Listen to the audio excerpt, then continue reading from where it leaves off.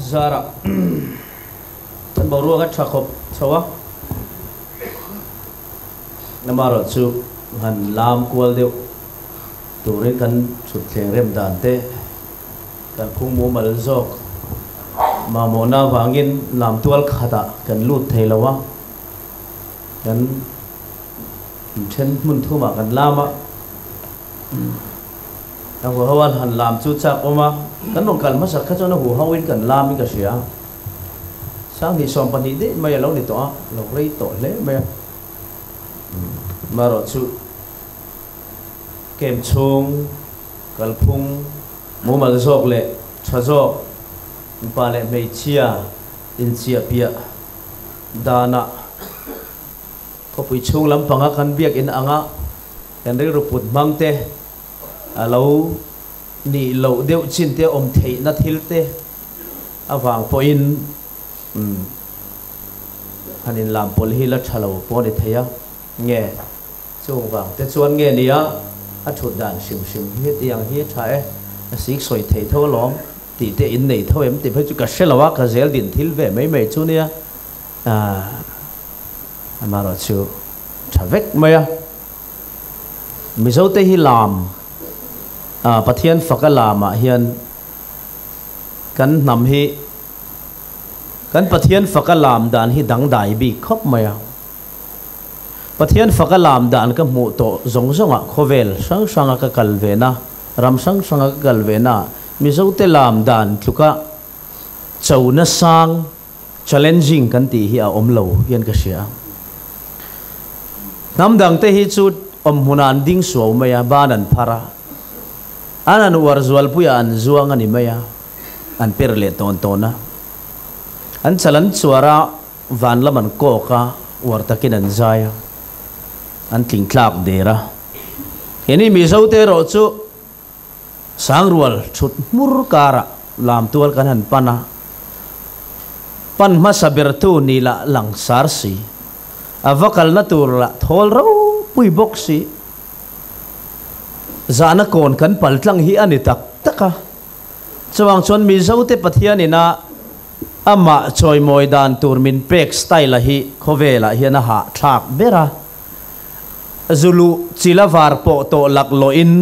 namdang tan po atluka nuam omlo tur khop ani vele loi boxia chuwangin kan nam pathian ina min siam dan hi adang dai ve thlot ani intitiang chuang chon hetia din ringot po hi ahar savea pathian fak ani sim sim to hi chuan pathian la sak thom le music a kan han ding chuak sim sim hi chu ading velote siat dan tur le mu dana hian piang thar taput ang deuh hian kan langa chu tak maya chu piang thar taput angalan kha du lo hi atam zok kan lo ni vele boka ma se lam hi piang thar te ti tura kan da bok sia an lam chuan an piang thara kan ngai bok sia ti tiang an han lam choi ma an din chua chuan roliana po zu dinga mole kan ti hu to mai ni an mi sia ne na in mil tok lawa kan ngai ni phe chuan lal mi nga chu alam ve tlat chung rila thilin thak thlem chu om nge yani ti bor vel te ni zela kan an lam to hi chuan dang lam na chang tu te ti tura kan ngai fo main amaro chu bible hi han kewila pathian fak tur hian tu te nge phut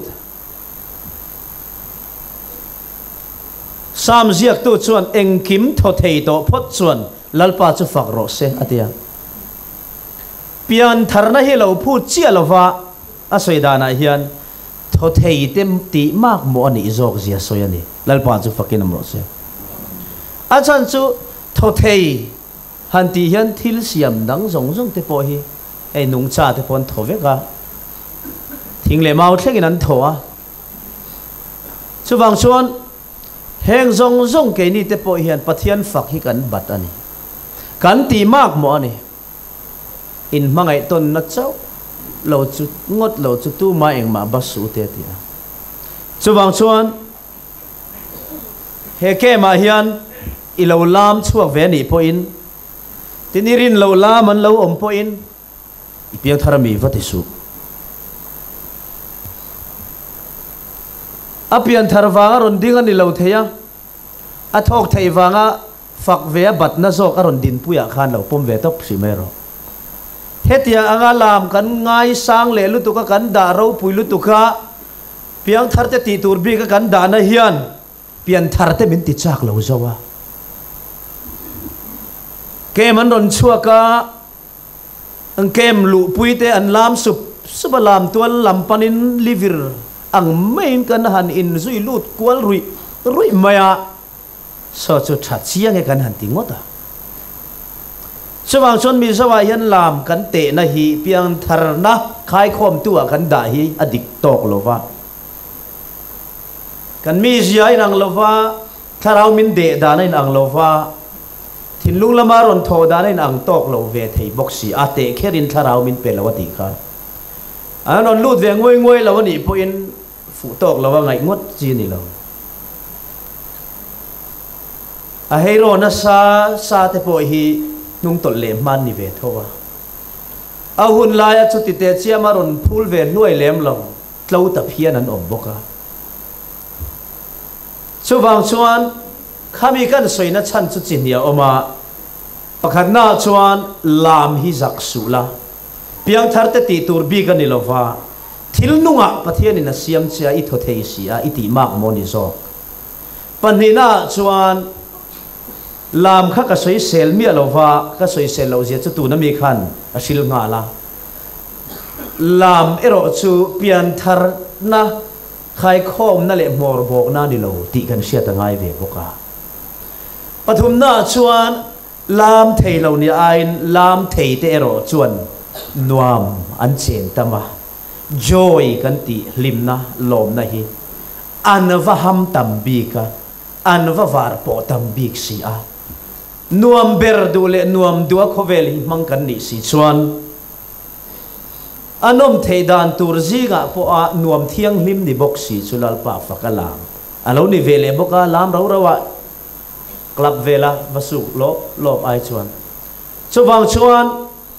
chung chi thum ka soitak te chu serengin he muna po hian lalpa choi moi hi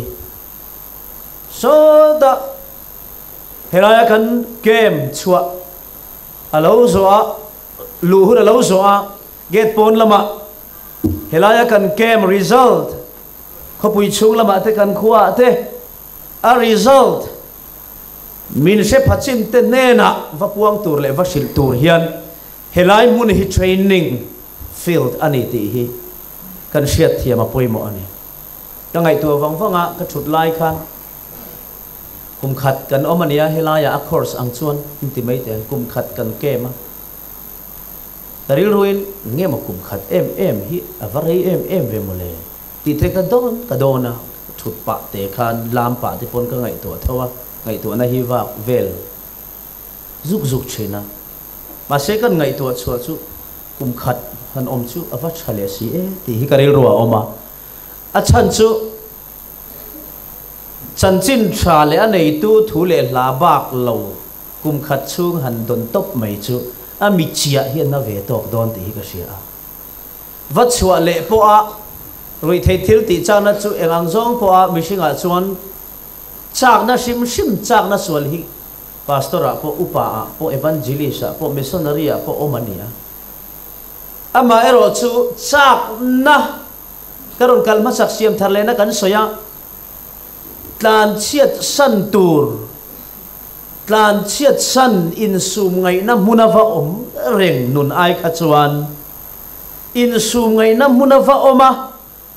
khem na kara in sum turava oma pathian vachana tlan chua tum ai chuan he mun in suma ngai elo na mun a kum khat chung hanin khung ngat chu a thodana dang dain chua le nu a chak na min thin zui dan po helaya omlo khilai kho pui chunga in sum ngai na mun a khos sa kum tluan ai chuan chungrin lama min thin thin tu zong atlem roi don te hi chiang lutu safara ron rea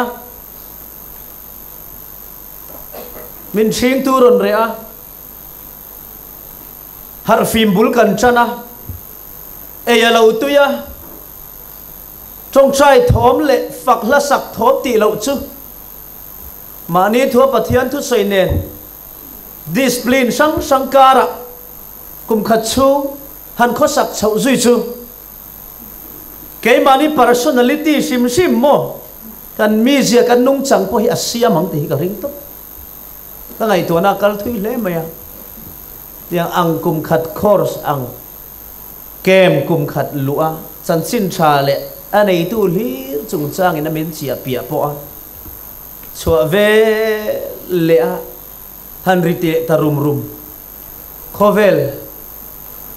han thun zom le tarum rum kan ni chuan mak sak tak chuin niang ka ti to ti vak ngai na ka selo mak sak tak chuin ni ve chawang chuan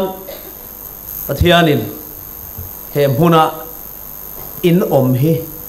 training a petam hle mai chu kan soita kan khan hallelujah antia hallelujah in hanti ve ngam riwat po kha thato sin ko pui chung biak ina te chon kan tingam re re ve ne kan soyang khan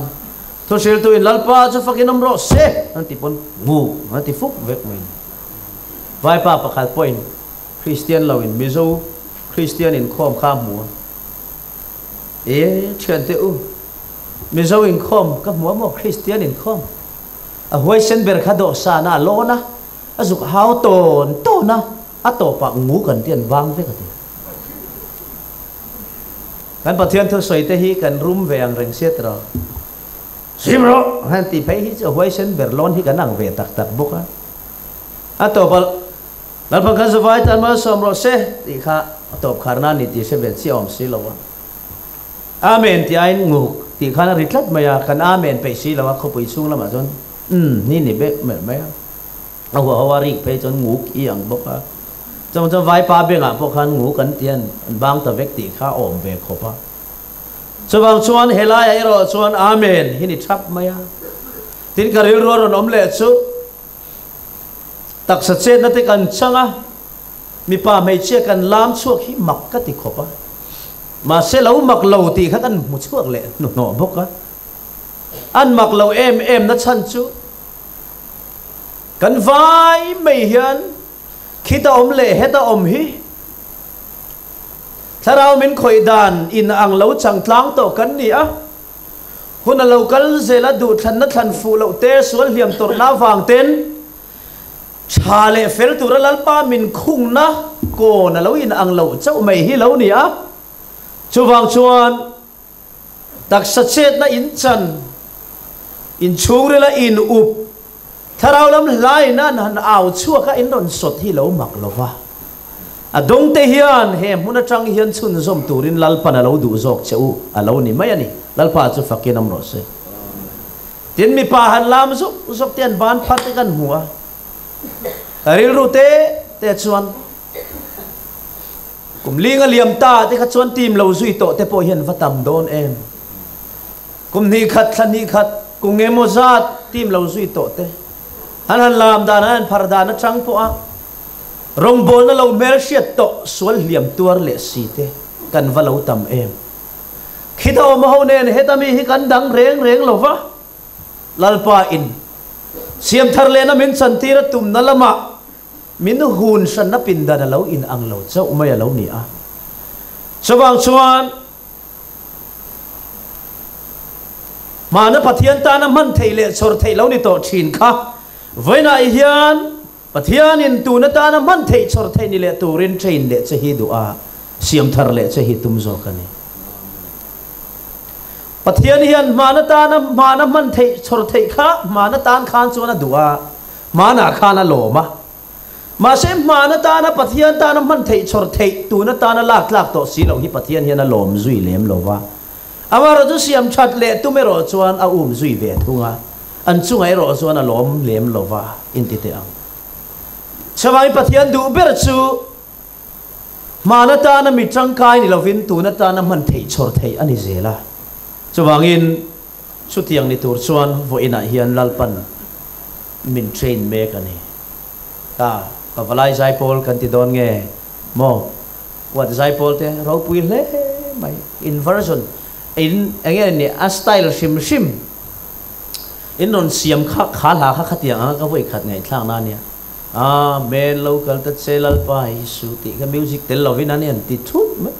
pachang rol na hi chuan in power chu nei atiro pachang som nga som ru rolin amen local ta selal pa isu music tel lovin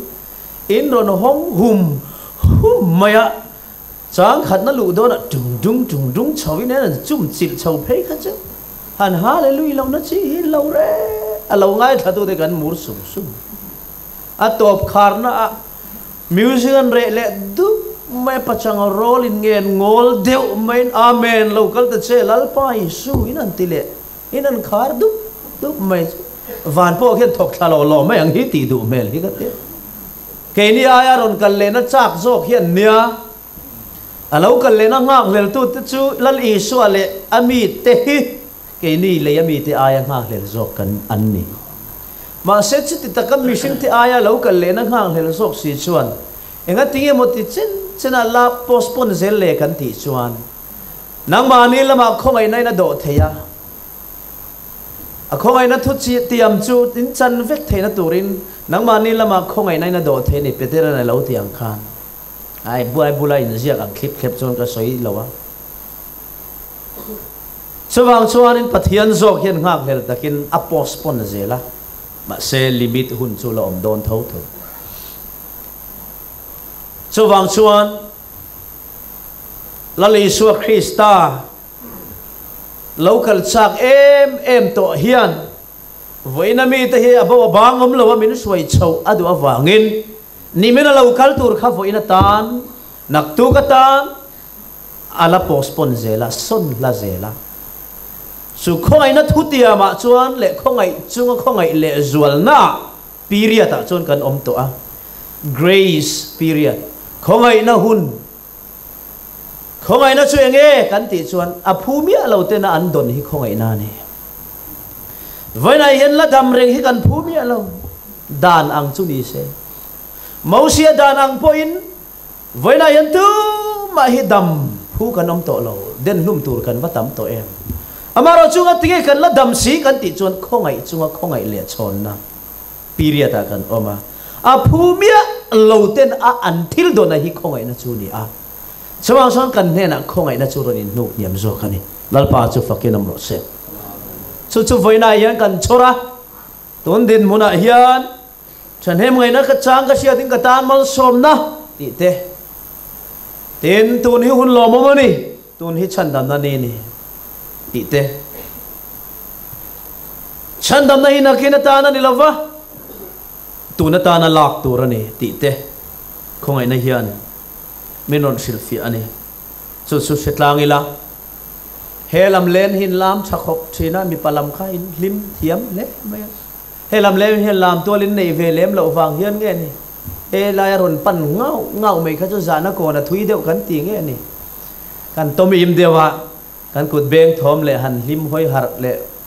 fak la sa zai mel mang sim kha a in thup deuh leka kan chang tlang anga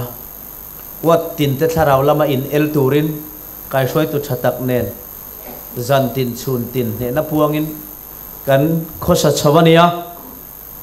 kal phunga mu mal boka kan van ne ye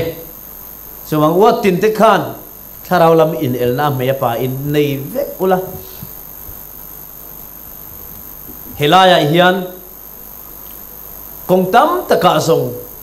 khilaya om te ne na kan zalin na zau zonga zong kan chep nge yang ti churin om a chan chu amun ma zau lo sim te hi azim lo thei lo wa du thu sama chuan heng kan center en kol tu te po ina du thu sama chuan fencing han om pu thei mai sela chumi hung chunga chuan activity tam jok te nen kun hi mang thei ula alom oma maro chu ram hi ape ka in pe ka ni lawa in ho ti ra ni a mà ni du thua du lai lai thil lo sak le hung ve thian ani bok si lo wa chawang chuan chu tia ang chu thil the ni lawa a thei om chun ang activity a hi chuan lok tum sam ro al hok na char tum sam ro sina kan soyang khan mani le mani in sual ro in buan ro ti khagan soi du ani ke po pathian ina min kai chuan nu lam song sa to lo tura min kau chuan nu hian ka in buan na sa ma mania ko ron kalaka soyang khan SOG Son of God camp center a teng te po rui lo ngai te pual camp bi ka te me kei ma in sang ni panga a ka in puluta tiang khan min lo check ve thap ka ti kha ka ke kormonga makadol om an la la ve zuya tiang chuan in ril ru te te chuan pride kan lo nei ve tingai lo sia tin min se ve tho om sia kan tingai lo bok sia in han dak ve tum sanga kal tlang mai ro tin min han za der ve se tin ril ru te kha pian thar tir te lo ni boka a om amaro chan ti lo na sa ka kel ga chi patra ka kel er khang yan kum kru khar song song a thup ka nei vem ti ni om fa sai min zen kim ve tlom lak thak ve khop mai a tlom lak thei ve khop mai mà sẽ chung zong lên chuột chu kem lut tur chuan kata na moi tlat chu dan chu lali swa baptist tu Johanna na baptist donin Johanna pona she ve khop mai ngoi te nang ma zo khian sin mo mi baptist tur le tin alo shelo box ya Johanna ma se isuan ni love heng fel na len chu hi kata na moi ani ti kha min dap lai hian ka chapona ron chuat chia khana ron thenga heng fel na len chu hi kata na moi ni ti te hian mi ron deng dop mai som pariat chia kan lut zan ni kal ria na a chon lung lenin min ron beya chan mari we sa kaning ha kin camping aneya min ron pui nga ro atia kha ke ma khan kalila chu counselor ang type deu soloist ni bob team group e an chena counseling class petu te kan ivenga campers sangdon thokara ei tur tuin nai nen thalai duam tak tak kara kem chu nuam bi khan ma se chung zong chu mulok maila kal sanin isom pariat kara chuan lungleng takin ko om ve kan choi kham lungleng lut tuk dur tlang lang eng war mai chu center hung na ban vuanin mit tui tlain ka thira kala song saklai kha chon song a son zalenin kan leng phuarna noya le ti luina noya he tiang hian khungin ko ngai lo ma se tu na chuan ka khovel hi dang ta le mai tin ka trap ta ringot mai an siat chu ka du lo ka mit tui ka suna sa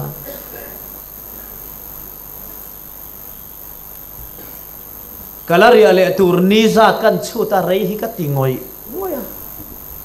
tu ma thian chan om lo mer siat san om lo kem persona kan eya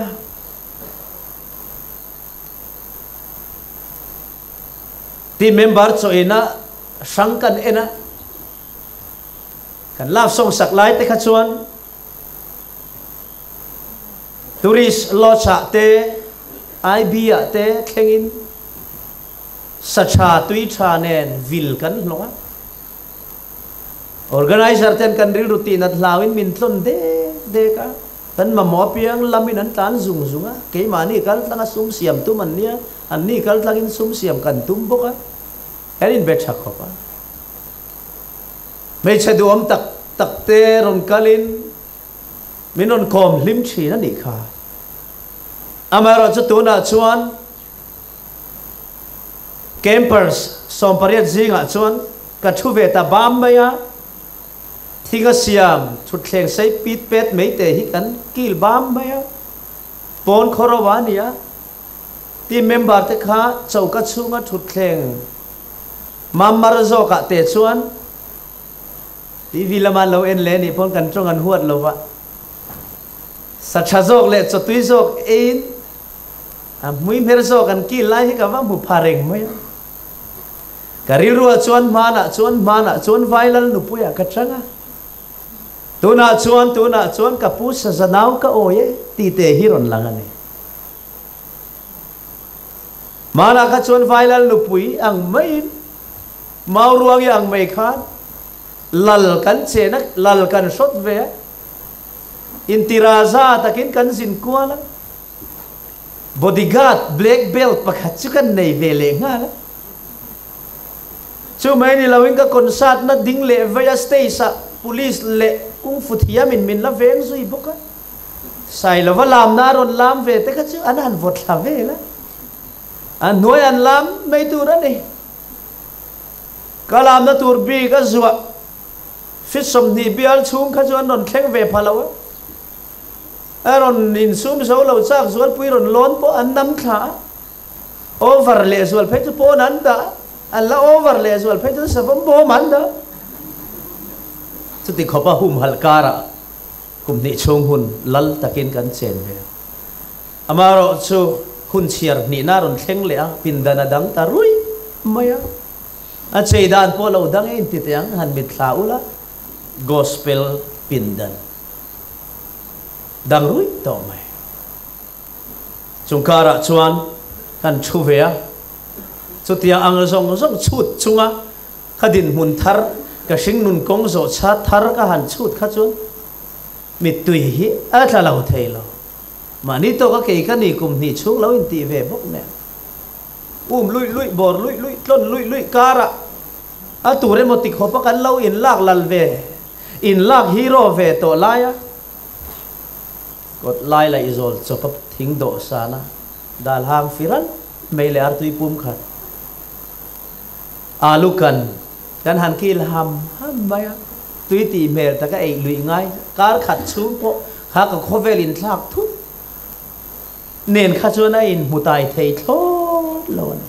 kar khat chu po rai lu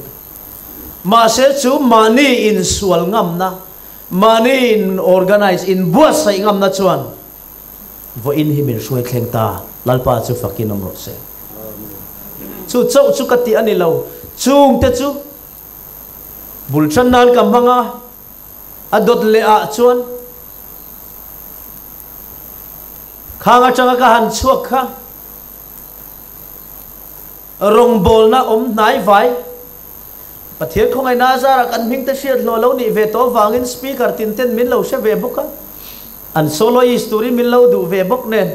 ai zol chung ang vela rong bol na nai vai na yapiang te kha chuan ron zai ram te ti kau kan lo lo nen keila chuan ka tharau cholak na tur atan thanem kalau in ngai thiam ve bokalal pa fin na pe ka tlan ve zung zela kar ol da hi ka tum man big lo ne chu mani ta na thanem tharau lama in ngai pui na chuan bul kha kum ni chung ka than pot midang va ve em ma valu chua kwal vel tur khan hun ka nei tam vak lo ke ma hi ka in so he potanga in ko pola te po in khoi thuk chun thuk an lo nuwa rong bola vak chuak pup lovin training kuming mo za ta la pota lali swa po in baptisma achan ma rong bol tura in bua sai na lama thalera ni somli jan somli hunan mangle chutiangin baptisma te ahan chan chau nuwa te po rong bol na kalpung turmu mal taka siamin rong bol reng lovin a in retreat le olive tlanga bok chung chai turin a hun tam taka mang ru fo chin chutiang ang chuan kei po pathian khongai na zara pukelian thangarama te pihangi lunglen tlang te puram te center so tilama te zuang tuilama te kahun ka mangnem le maya kan hun chiar chau bul chana dia tharau lam training pathian in min petam ema ram huai ne na min in bei tir te ka tong ta tero lai ram huai ngai thei lo ta ril ru po ina zuam zok lo tak ve kan ni ma se karil ruwa ram huai be hi lang tlat mai achan chu biak in chunga setan chuak ro kan tia mel malai lampa eng zong mangai lo le tharau huai sen berte lalpa ta na kol song ber anga lang si hian sian ria lai hianin ama hlau hian kan khurang ti ka hlau bok sia sawang chuan karil khanin e ka thlei ro lai ka ti thei lo ram huai hi ka o be ngai ni ti hi karil ro oma trong trai ram mu turin ke lian thang ram chunga ka chian panga te somin kan lu ta kan hain be tat la zir to bizan le ni lai tho chan zan kan in be chỉ chiar phê chon soi chi ni lo hun pon min dai don lo cho tiang chuan lau na abul chan kha ne na in min khar saka dal pa su fakinam ro se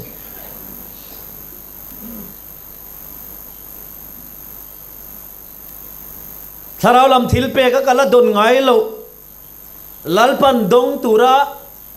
mi pale mei chia thliar ani ngat chuan mi pachan tur zong zong dong turin mi pale mei chia tharau lam thil pe ka thliar nei lo ni phei chuan a vai dong turin ka in bua sai le a ni thum le zan thum chong ngei in tui sik chau inin kun kan chiar le a agape sentara trong trai in fal deu lian pui me khen ma ni in kan riak lut le cho tiang te chuan thu pui nei in ka trong trai ani tin zan tin tharau sual te pon min ron bei ve boka a in chunga lo lian boka ma nia han ria karen han off chuan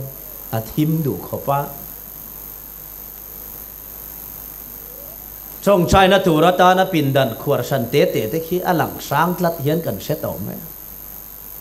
mani te chau chuan in feelings adang rat ni thum le san thum chu tui bottle som ni le pali ka lei chawa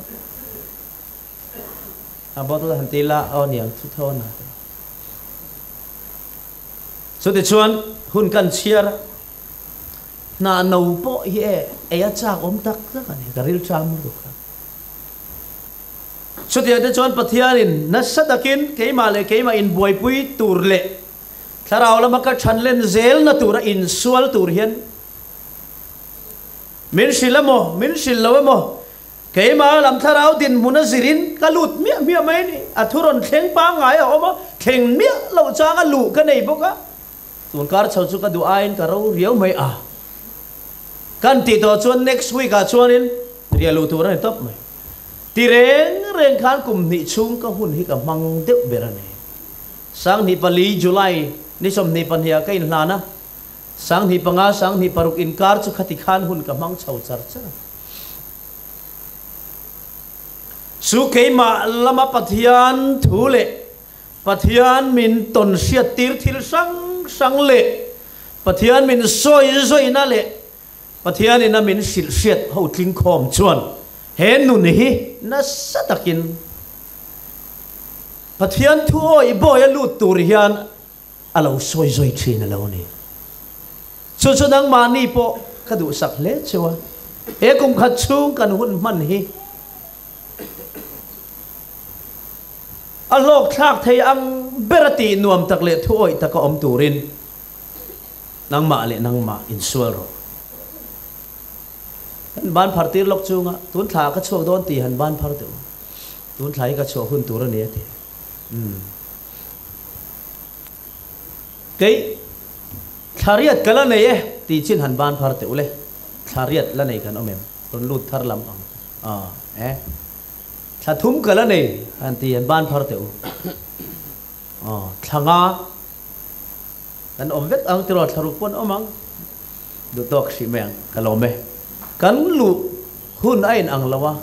kum khat a hu hawa oma chuak dual tur kan nei lawa mi tharin min ron lu chil zel dona kanin chua san don po chan chin tha wanga in thun zomai in ngai rai a pon lama rong bol dun tura thu tiam in nei tlang in ho chuai tu mang u khovel thar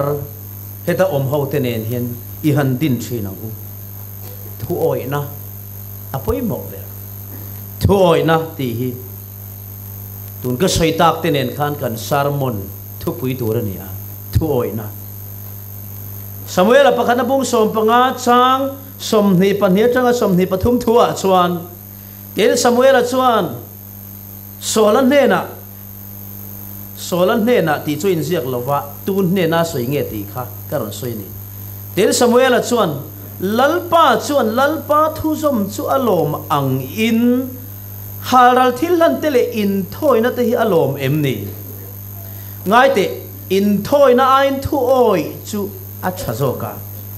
beram pathau ain a thu pom chu a thazoka ni helna hi ain thiam na nen a thiam na sual te nen aina anga lulul na hi milem biak le pathian lem biak tuk ane lalpa thui oi du lo awangin ani point lalatan adu ta big lo ache pathian thumal somo se sola khaing wange lal atanga suspend ani aral daw ho kha ti cha in ti fe main amelek lal agakate bong pathau cha le beram thau cha te Gilgal pathian ta na in thoi na rau pui tak mai siama lalpa ti lom tumin lalpa ka surprise atum ve ni chu tu tiang chuan chana ron la ve a amishing chanem ngai na tlan na sa deu lek mishing chanem ngai na hi pathian thuoi na ne na kal kop theilo chang hi lo oma pathian changa order kan mu to chu ka chanem ngai na ne na in chia pia mia lova lu chil mai turania amelek dau tura solan ne na pathian thu alo thengani khan alo then khan abo bang lawa an lalte nau pangte mei chia te ran vul zong zong te mi pa po that vek turina muna lal thu pek van lam thu pek a thleng ma se sola chuan a thanem ngai na le zual pathian thu pek bak abela angai dana tha pathian thu bak abela angai dana dik mel pathian thu bak ina bela chu chu an lal chu that lovin beram thau le bong thau po that lovin Gilgal lanatan an hon vele mau maya mishing ang zong chuanin kay ni te min ti lom tum zongin va that vek ro tita ni ila that vek lukani that vek angani hey po hi Gilgal la tha tu thawnia that vek lukani bong le beram po hi Gilgal tha tu thawnia that vek lukani kan tianga mishing chuan ke mani pon nya Gilgal ti lum tur thon ni chon zuwa turan le chon thive ka lom tin kan in ngai dam tlang mai theya kan in se thiam tlang mai thei ma se pathian thu chu an lal aga kate le bong le beram kha Gilgal thi thau don ma se Gilgal ti lum turan ni tlat lo amelek hau huna khanani chuwang chuan an khua vati lum tur kha Gilgal ti lum tum kha van dan ne na in kal tlat chuwang chuan thu oi na chu amelek chu an khua a tha turani amelek hau kha an lal po an bong te po ma se sola chuan an thi thau wa tha turan ni thau po ka il Gilgal lalpa ne na lan turin ron hon kha chung lama thagin lal ani na suspend order ron khen na chan ani onau tu pathian thu oi mai damnani lalpa chu fakinam ro se pathian thu oi mai din mun ngai din na chan vo ngai chan chun zom na tharau lam promotion sarkara po kausana po sumdon na ko nga po pathian thu oi mai pun le zol na nge na din mun ngai din tlat na fak lo na za lo na lau der le kongeng ki ma thazonga promotion kaina ni sawang chuan pathian thu oi mai hi va lu em sola po khan an khuwa amelek hau khathat mai se chu thatur ani a poi tak meu nia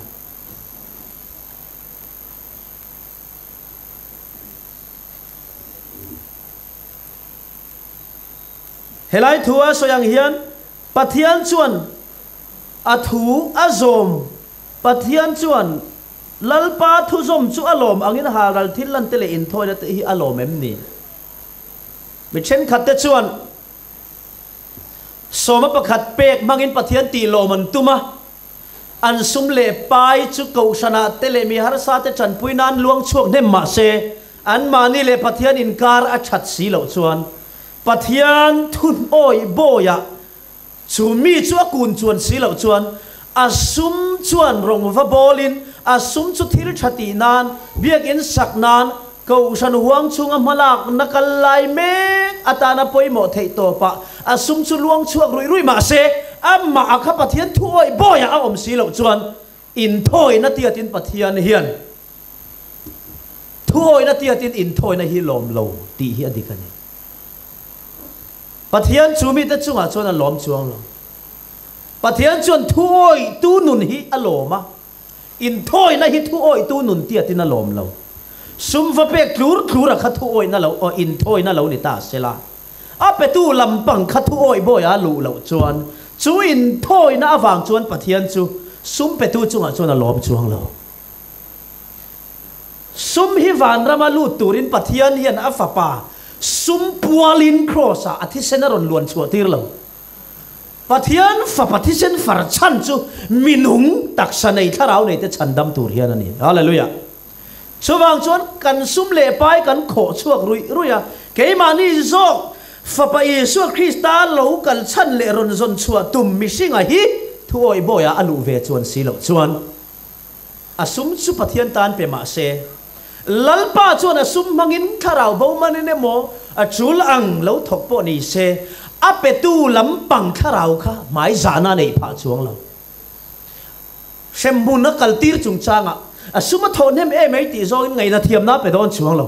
chuwang chuan ani solan he na po lalpa thu som chu pathian hian alom ang hian halral thil lan te hi thu oi tia tin alom lo ti mak maya chuwang chuan pathian ti lom tuma lal aga karon mana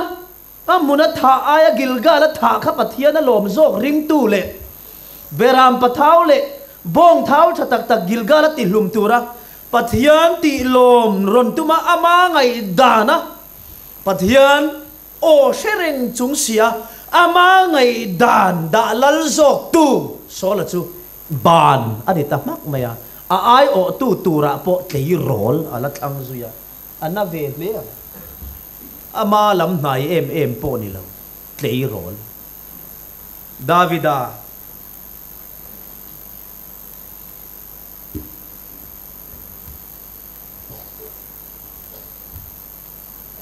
thuoi hi dam nani unau te South Africa rama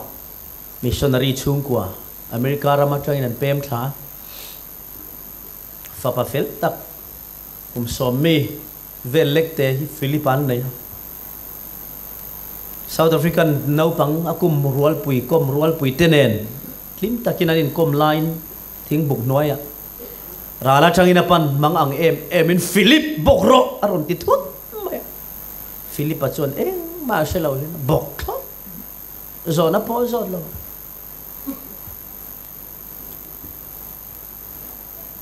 rang lu tukin kalama ron bok vak phei an mo takin phei dingla ron tlan ok kanena adinga apa pan tlan ngal pana lo kwa thlap ngai na se lo zetina pa nga tinge khatia ti tak chiam mai boite thing buk ilu chung zon so ente va en chu ama chuk tu rul ron tleng thla khan lo in tin tu na sa to mai khan lo ni Philip bok ro ati khan Philip kha bok mai lovin abai ge chu ti se fok aron ti don chia ni maro chu enge tilawa bo mai na thoi na khan fok tur khamo rule lakata chandamani unau te thu oi mai hi dam na ni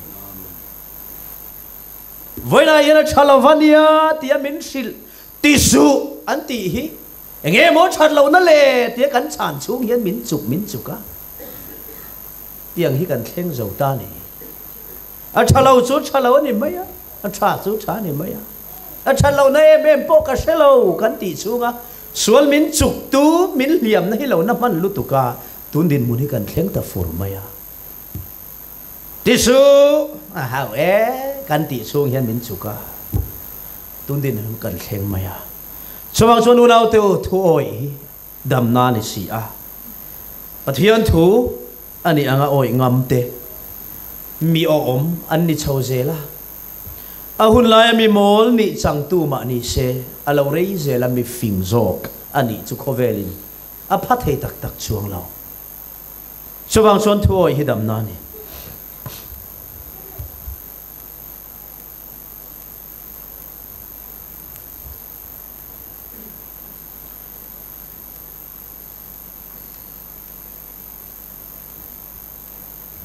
thu oi na awangin kei po ka in hlana pathian hian soma pakhat petnem deu roi lam song saka tangin ti se thil harani lo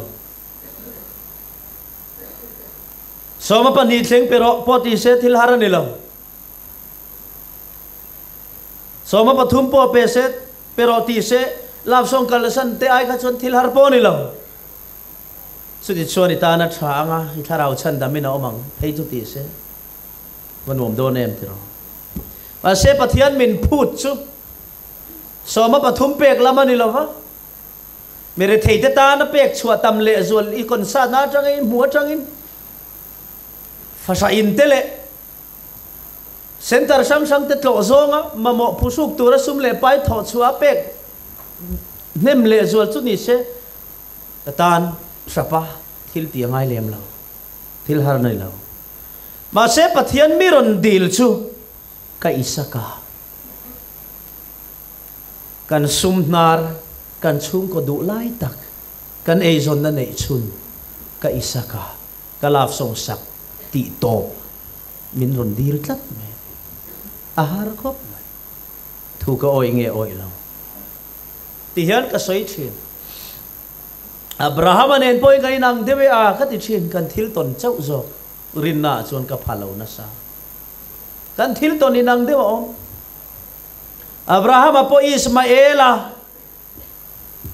อโบยนูลกาฟานิลาวินอันตร์ลัมฟาเฮบักฮิจูในเลตูร์ปนสาริคุมปอินอัคลินโลไม่นี่เราไม่จักนับวันอัคลินตอนไม่เชื่อไงที่หุลโตสาริพิตรเตไม่นะอับราฮัมอาหันชินสักเวงัดไม่เตะขันดีลไม่จูอันตร์ลัมฟาอันวัดวัดนัสโดนเอ็มอิสมาเอลเทียมนาเรงอันอินฟิยมะอิสมาเอลเทียมโซกอันนี้อ่ะอิสักอันงัลลุตุกินะอิสมาเอลเนนันอินฟิยมนั่นละมะอิสมาเอลทินตัวเราวินาเราเวลพลันี่ปนสาริฮิอาลิงลาร์ตอมายะตร์ลัมฟานี่บกะดูอันตินาเวบกะอับราฮัมอันเฮนัยนะอังตันเวเรงไม่นี่อับราฮัมบอกว่าไอ้เวงังไม่คริสเตียนซุงก็ดินฮิฮารานี่ยังไงอันตัวป้าเพย์ชวนนี่นะบอยนูเลฟป้าอิสมาเอลปนโนชัวป้าเวนี่ขัดเถอะมาเซวันติร์กวินเรามูเลอาagar itu wahoro ipile pute tuin amro tiin Ismail thate pathian in malasom tur thute no soya tapo khan thilin thukru ama Abraham khan pathian atanga thua don chu I thate atang hian khovel ti thovenin ala ma ti te fapa ka peng che sirau pui taka kasia mang che I thate chumo vana ar sikhi en la khitiang zo zai zat khi nia tui fin ria ta chiao vai vu thian en ten tamani he tiang zat hi nia tia fapa pe don ti chiang renga thoi taka lo nga ve mai tur hi nia avoi khatna kha chu na thoi na kha chu tlem chu na lo cham ve deu boka thoi taka pathian promise kha ringa lo nga ve tur kha ngak man talovin pathian hian a petalo mai do na motin arin na te chu lo duap ve dewa aboy no hagari mangin Ismailan singkhang langa thoi lo na chuan voina chuan Palestina ram dung le wanga khong Israel mel ma ho kuron sing vele ta Ismael atha ho kum khua ina in do pha ta ram buai aron sing ta thuai lo na yan let a chuat nem lu tu fu lo pui pui zung kaya nei na sal tu amai ro su pathian chuan chu mi wang chuan Abraham ne na thutiam chu sut big lova Isaka anon sing ta an ma ni fatak ngei mai chu ngei mai chu vana ar sile tui filia da chiao vai vut zat tha tu ra an lo be se chu ne ma se san khat chu Abraham chu tlang ati dan angina han chung try le a pathian nen direct in an in bethin boka nuam ngutang tiro chumi zan kher mayaron biak na chu avahan lomom lo chiang em a barakai dan avana em Abraham if papadu lai in mangai tak inei chun nan ti kher le ngan an dil dan hi angai om ikati ko pa pathia ni na an dil dan hi mishing takalo don sonatan hi na ngai om hi ka tilu tu kani if papa nei chun idu lai in mangai takha an tia ni khayat le ma han lak ol sam thenan pa kha if papa isa ka khamo han ti mai se if papa nei chun idu lai tak in mangai tak isa ka kha an ti kum sakha Abraham atan po achung rila don na thei tur om ang berin arin na fia na tur chong kamaron mangkha nakhop mai Moria ramatlang pakhat aka sil tur chi aron suaila ta chon haral thilana ron hlan ro haral thilana ron hlan ro avana ve heu pathian hianin khatiang khani thla te chu tiang ani an ti hei hi ka hlan le ni si chon kan pan hia kan nu ne na kan kuma chang hian fa han nei le turin a chi hian chi to lo re ti chu se thiam phatok hi ni chiang khop a ho tha hi a thoveng he ho lo khop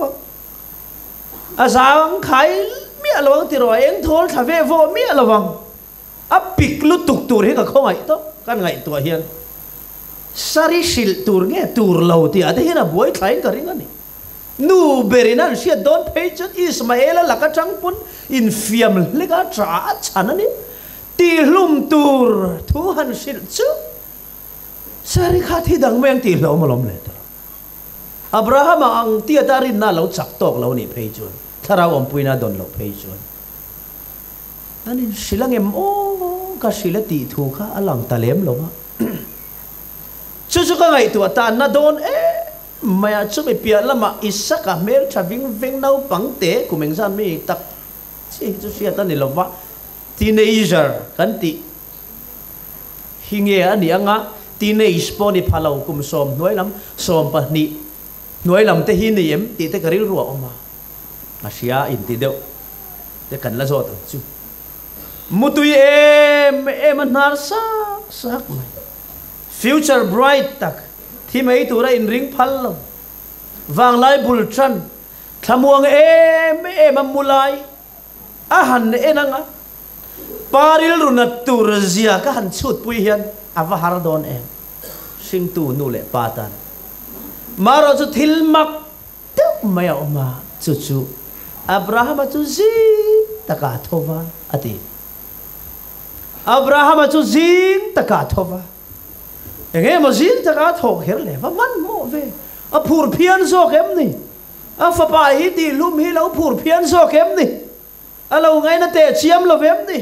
Ismael a lo mangai zo viau zo kem ni chu ti te fa kawa kai lama po lan thei reng si a khoge ke ni te chu ni la voi ni ka mu top na tur adam top na tur ni sia ti in pa ka te len puin adu zong berlein kan sum nei chun po mangral du in mangai na luang liam kan lan tiranga kan len ni len pui te te nga tlai lama kan tiang chumole ma se Abraham chu zi taka thova wa mak vele achia lo pani te nen suai na fa pa nen chon moria ram chon pan vu ta mai khen vatati vat hi chak mel em eng wange chu tiang chon ati le thil dang wang ni lo Abraham hian afapa Isaka aya tri le von tlat le nei tlat du zok anaya chu chu pathian he ni hallelujah chan hi phal lo re afapa Isaka aya hlu ati zok le chan a hlau zok le nei lo a hlau zok ka oma kan seinon le lok chu mi chu pathian ani chawang chon zing taka athofa moria ram chu apan ta vu mai cho nên cho nó chia lót tất cũng là cả nút chia in ăn pa pha in thôi tu nên ăn lụt chịu ta ôn nào thế thì cho nó chú lang zong zong tất phong kho mà anh kim anh tì zo nua kho về là zo nó chan har ber mấy pha pa nó rồi zo ta chú chú nghe kan tì cho apa haral thil lan tur le in thôi nó buat sai turin lung te tui te thing te kim ta vek to e khoyange kan lan tur beram ber hi omle anti mai khatsu Abraham atan hianin engtia han chan tur le ti engtia don son nge ni ta a feelings ka han don puite rilera nge mai a endin lo laya man be a phuara ngai tlatta a khuru derang ti hirin om anung lama ashriken chu thukru cha tin boite lalpa ina ngai tuang chu local nai te ti in thok le khadan man thut maya an vet mol mai chu afa pamak tilutuk ron hoi chau thabar bel kha pa thin lunga at thuka chun na hi om to lo re chum nat na chu chi ai na chu mang an na ruama pa berdingin ati lai ti lo the thunun tlat tu chu enge kan ti chuan thu oi na ni tlat ani hallelujah chu pathian thu oi na chuan chu ti tir tlat ani ti chuan chu ati zo nuwa pomnol main lungpha chunga chuan rem khom chunga chuan a han lang ta thing an lak ho chung ngei me chuan hliau main chun lum phoda chula wangin a chem te chu phoita Isaka nge pa na ti don ti han siat chian le zual chuan zama wangin a dang lo mai chem te ngam to lo a thin zona ron lut tur do ringot main mit tui luang zoi na lo mai mi ching top to maya chutianga pa berin chun lung tura zakau me van lam hoelal pai thuang chuan ka ti done tia van lama han ko chi an sia tir chi chu klai ngai lo pathian chu thu oi tu nu na chuan roin puang ve ta lalpa chu fakinam ro se Abraham ifa pachunga khan eng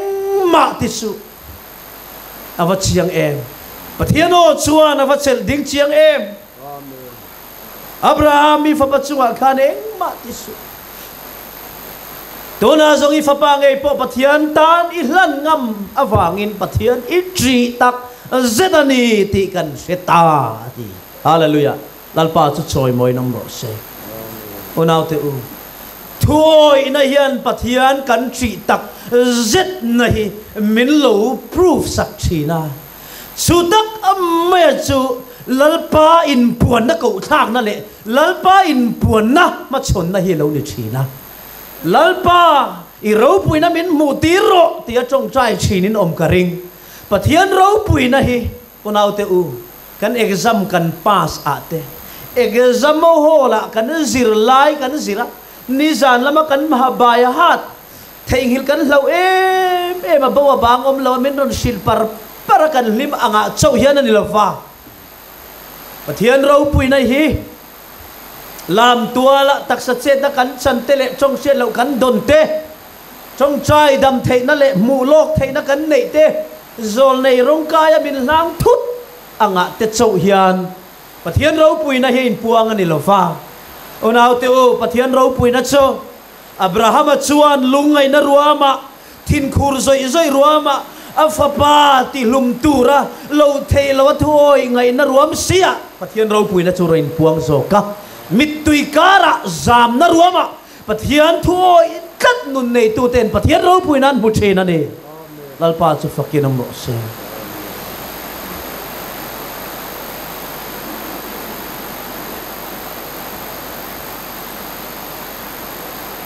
Danielan pathian ro pui na khoi ange mu kan ti chon thuoi na eng thuoi na ange pathian chan tlat na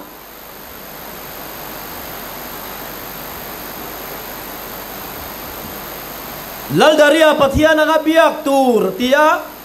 ama hek antum na lama Jerusalem lamoya voi thum trong trai chin Daniela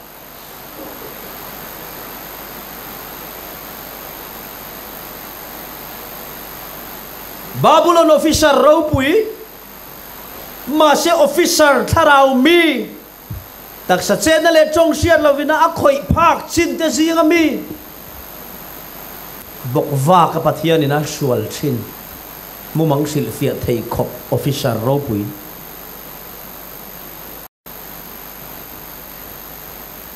athuoi na le pathian china wa ka fin na tin renga thuam Mela po mel chatak thik thamalal pamal som ram rim nam chu officer pui daria officer dang ten an thi ka wangin tilum dan ngai tu a lal daria chu pathian angani som chu chain lom thu soi na trong trai le dil na trong trai reng reng lal darian he na lan tur ti chu rampum dana anahan pasa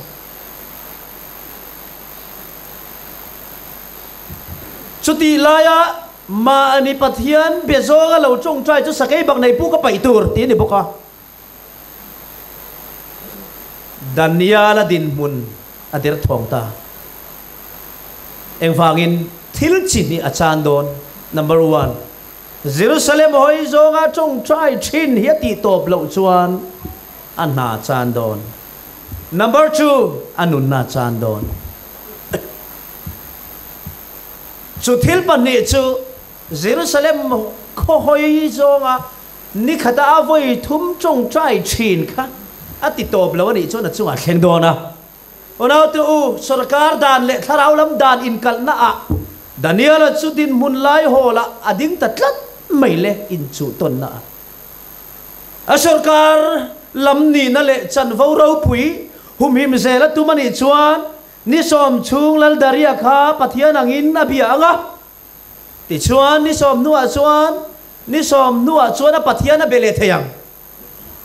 amai ro chu a sarkar dan aya pathian da lal tu ma thuoi boy chu ni som chung lek po ka pathian ka phatsan lo tia trong trai ani a an manani chuan ana an ba na nga sakhe bak nei pu ka an lu chil ti ranga po somani bokam kan tu lai kho vela nga he fian ei thleng ta se ni som chung lek pathian han phata ni som pakhat nulamal isu tia ngai dam va dil le mai du pol hi chu tam zo kan vani don em ani na taka chuan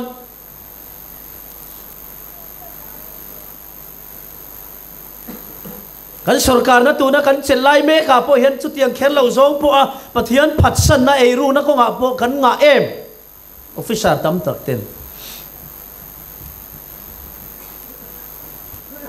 tun lai hian sual te hi suala kan ngai lawa indu sakna ti kan ngai to a mania pak bakhat nen kan ti na chuan officer pension tur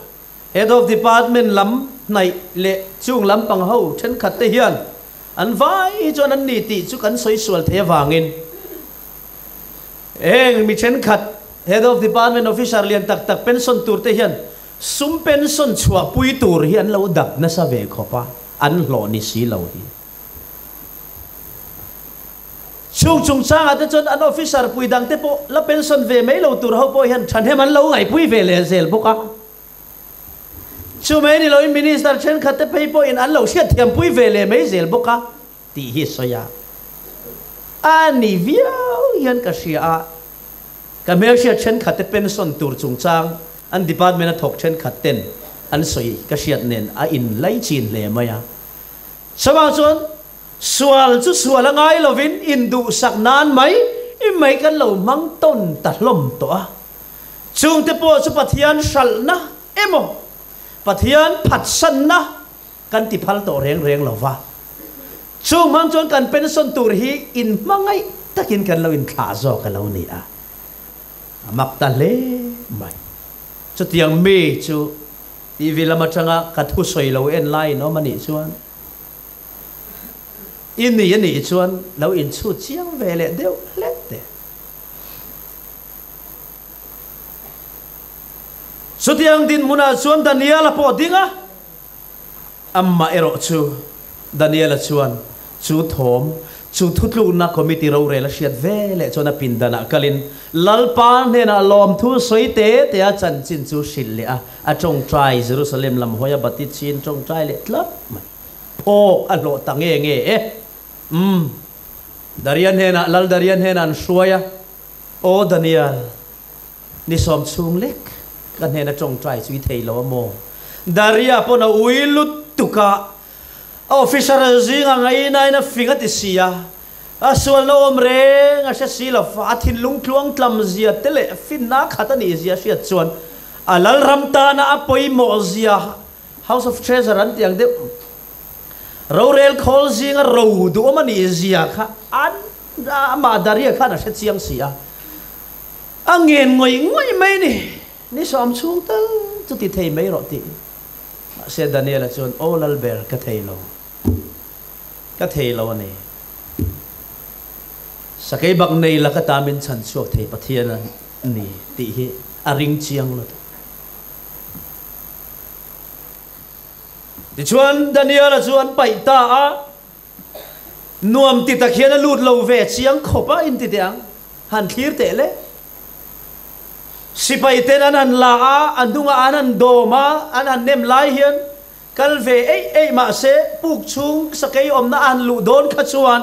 a khur na sa ve na maya khan atla ve zoi alum pup pupin eng zo mangam pa hian pen lu thau la kha nang sakai nang ma hi mo ka long lu chil chu ati reng lo khatiang feelings kha dong lo reng lo na kara po thu oi na zok chu lu pui zok sia hallelujah chu lo na kara chuan thu oi na zok a chu adin pui tlat awangin puk chu ga lu ve le a po chuan puk bang be chanin akutin sakai bak nei ron mel tu lampang phar ve du bok thowin lo na ina aman na chu eng zong ma in thok le khata thamuan nai na ron lu chil bik lo amaro chu chul lo na kara sakai bak nei po som po poiti lo na kara a huai sen lu da fanga lo na ina puk alu ma changa anan mia lo khoba tharau pol na adon awang ni mia lovin lo na kara thu oi na zok le pathiana chan na lu chil la chu van lam thil ti theina le ro puina ron in puan chak om alo ni ta zoka chu chuan sakai bak nei chu se thei reng lovin athin lungai tu ana zong sakai bak nei ril ru te thleng ni ti te aron thunun zok ta sakai bak nei pu ka chuan pathian ro puina muwa pathian ro puina mutur chuan thu oi na chu lo na kara adin chan pui tlata aphat san lo ane onaw te u thu oi na hi wa han ro pui tak em ngonga vanei tam tak em nagalana pathianin kal ro ti in sang ni le som pakhat US karon ho chi al sar nat na wangin kar ni chung hospitala ko chalawle pumpui long na salutukin min tlak buaka kar ni chung hospitala kabina ka om nuwa pathian chuan nagalana rong bol tura Amerika ram ka kalma a nagahaw nen karin biak na chu kal turin mi titlat mai ka zam hle maya tharau thiang lim chuan kabin chunga chuan tak sa chet na nen miron khoi nok mai sia sutiang chuan kal tur chuan ka in siama tim hau chu ka ko khoma ne na kan puanga ka in buala kan tim chuti laya leader chuan min kal puita thona ticket kilometer nan ron thona Gawati train station a thona chang kan chum zo in kan suitcase kan pu phei ve a ka chaklo hle me ka zoi ve ka chair vek to a ka thinala na ka khuwa sikit ka than free matla reng boka rail ticket ka dan kan shelo bok nen kan zam hle maya olal pa min puitur min pero kan tia mizo asam sipai ron suchi chau rail station a chuan bedding hengin som suang an lo mungu ma chung ho chuan sai lawai ni em min tia o ni khoi kal don nagalana rong kan bol don pui thena chekan nei em ticket kat kan thiam lawa kan pui vek an che hei kadam thalawa mutna tur ka nei thei nge min bedding a te re mai hei kan an vom khom ange go hati train station a chuan dar kar li le chan ve dam lovin kamua rela ni sen delay re boxia karil ruhin na top katak sapo na top vai tam lutuk kara thau tam lutuk kara chun wang laya changat lai dar li chau thleng mai kha america rama amma cholkar thumve liam ta loka thona nen rong bolin dam vervor si in New York lama te cholte mangin Las Vegas te cholte mangin khovel ro puina le moina pathian min fan puya kan lim em a tur chanen rong bol nam hun nuam tak tak biak in saksa nuam tak tak te rong bolin kar thuma liam le chia pumpui al sarawanga dam lova ko chalau zoya rong bol chuale ngai si a Gawati train station a vaitam tak belsiat lo kara sipai bedding ngengin dar karli le chanve rail nga ka thin na lutuk nen kan ngak chu van lam hi ka ena saitu reng ka selo ka thin han rim viau poin ka dam don lo ti ka se boxia ka han vui viau poin ka dam don lo ti ka se boxia ka soi chun chu lalpa ron ang viau po ni maila kadam pa don lo ti ka sia so kalom me ye kan ti to chum som pasari chuang akhato kin kalome hi ka tiren thoi na ringot mai kha ke malama chuan kal tlang puyangai kal ro ati miau sia te chuan dar kar li le chan venua chuan tlai thim thet ti a rel kan chuan na tur ron thleng ta vai zong mai chu mitin mai chu in ti tem hei in muangin rela lu man lo lawinan tlan hum mai khonge ke ma ni ve tur len kan tia so tan ti mai chu mong zui lai min ko muan train conductor an ti tien ti khan kanuna si pa ya ho chuan ina thei then khai boka ke khan ka suitcase kha kan nuk boka kan han tlan sham le kan room tour 71 le 72 seat number a khan kanan oma ka han mutlo mai ka thin na lutuk kha ka aljel nei chun a chan ve chau om dar ka ruk nagalan thleng tural tlan ngai te chu min dai don lo ti ka sia chin khatte te hian ana chok na nei ve chun ne sia ka in lep re ka kong chan ve lo zo ta ana lutuk omai na ka shelo hi ka let maya inti har tumin rel tukverati kan hoi chuak chena ahar chuka haraka harnani kazoi vek boka mut hil lamalang boksilo zanda som pakhat le chan ve pastor le achian pan min lo muaka enge an sai lo thai hoi hom ve ngai si thave de lecture ka sia ka thamia lo analutu min mutira alum boksi mi zawra mai na boru ka lo humid alo nong le zola so tiang chuan hun kan mang chawa nak tuk chuna i tho du huna thola i tho ve le praise and worship le concert na mun tur bor vela kan kalanga practice rehearsal kan ne yang tile nga chuna lo nia som pani chawa chuan hola sound check nen zai lui ngai nen musician how ten kanan beile ana em mai ka saksi lo ka kal der mai si ti chon mo sai lo zani na hian la sari azonin saro an la tile ngal kai poi lo lalpa karong bola ya ka thian ni chon ka lo khopang thamuang der dora khum lai zo la thi ngot ai chon rong bol na ka thi ni chon ka lom zo ke ka ti taringot Amar zo ka TM lova chumizan chon la sari ka sa praise and worship te ka shroya ko himalamin mizawin kanin du venron tilemeron phur thale pulal thara IAS ani secretary ni lai khan chief secretary ama ngein meron phur ve zan ni min cruises sakla ato papiang in lapan ni le praise and worship o ati an be vele ta anak hop mai kanon hole ta lalpa khong e nazara mizoram Christmas dona kanon thleng le a lalpa chuan dam dakin mizoram lei lung min ra tira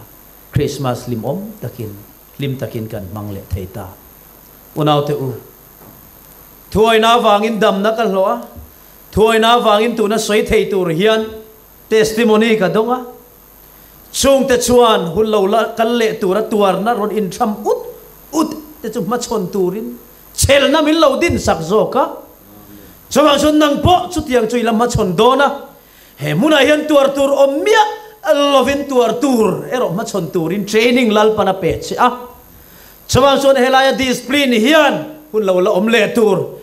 he get pon pia lama ising nun va chiar thar le tur tan chel na shin sak tur che in nang ma le nang ma athe ang angin in sual la in bua sayang che chutiang tur chuan kan thu soite pathian in kan zawai tan man min som sak ro se amen.